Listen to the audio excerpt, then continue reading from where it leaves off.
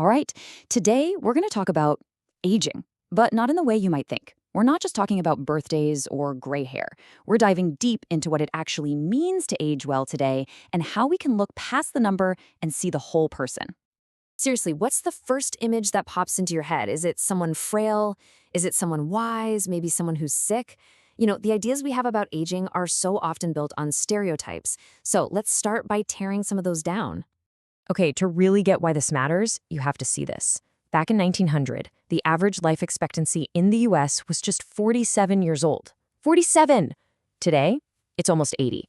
That's not just a little bump, that's a whole second adult lifetime added on. And it means all our old ideas about what old means are completely out of date. What this jump in lifespan has done is create a whole new stage of life that never really existed before. We're living so much longer. And that means we need a totally new playbook for understanding what it means to get older. And listen, this isn't some far-off niche issue. Projections show that by 2050, 1 out of every 5 Americans will be over 65. That's huge. This demographic wave is why understanding healthy aging is so important for every single one of us, for ourselves, for our parents, for our whole society. So, let's get right to it. It is time to separate the myths from the reality.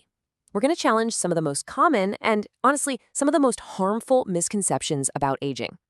Okay, the biggest myth, the one we absolutely have to bust, is this idea that aging is a disease, that it's just this long, slow, unavoidable decline into sickness and confusion.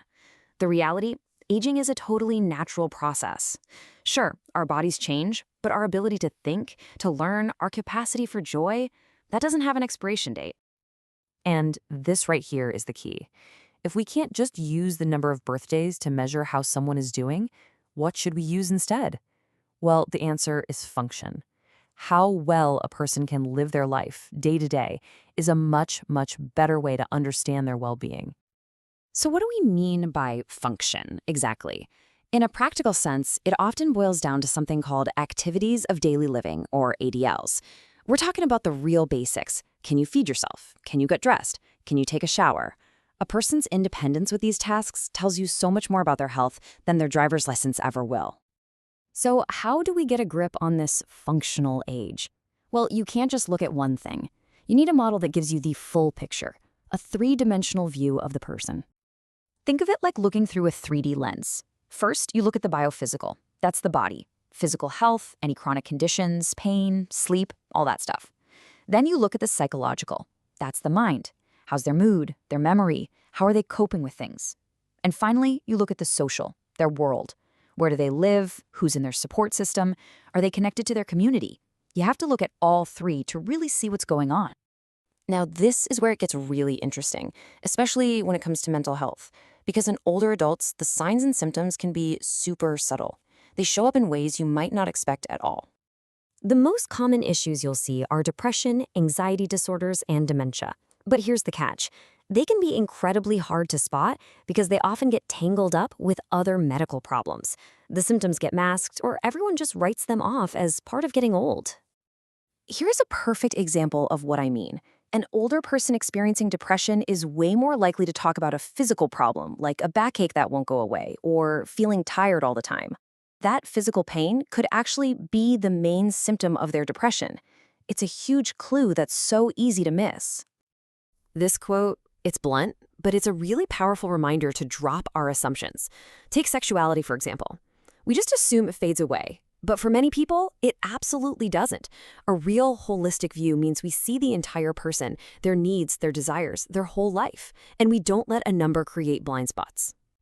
Now, seeing the whole person also means we have to be aware of the most serious risks. And a crucial part of that psychological picture is understanding the risk factors for suicide, which is a very real concern, especially among older men. These risk factors often create a perfect storm. Think about it. A chronic illness can lead to isolation. That isolation can make someone feel like a burden on their family. If you add substance abuse or a firearm in the home to that mix, it becomes a very dangerous situation. Just recognizing these red flags is the first step. Okay, so as we pull all of this together, the big goal is to stop treating a number and start caring for a person. And to do that well, it all comes down to a few basic principles for how we interact with each other. And this isn't complicated stuff.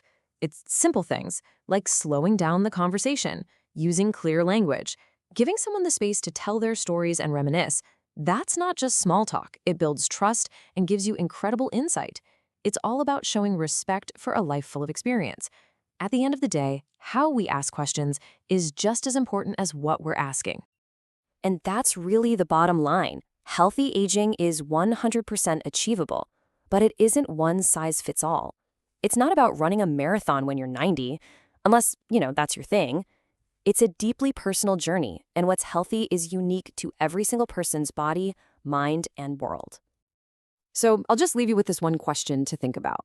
When we look at our families, our communities, our healthcare system, are we just treating the number, or are we really truly caring for the person in all of their complexity, with all of their history? It's something worth thinking about. Thanks for tuning in.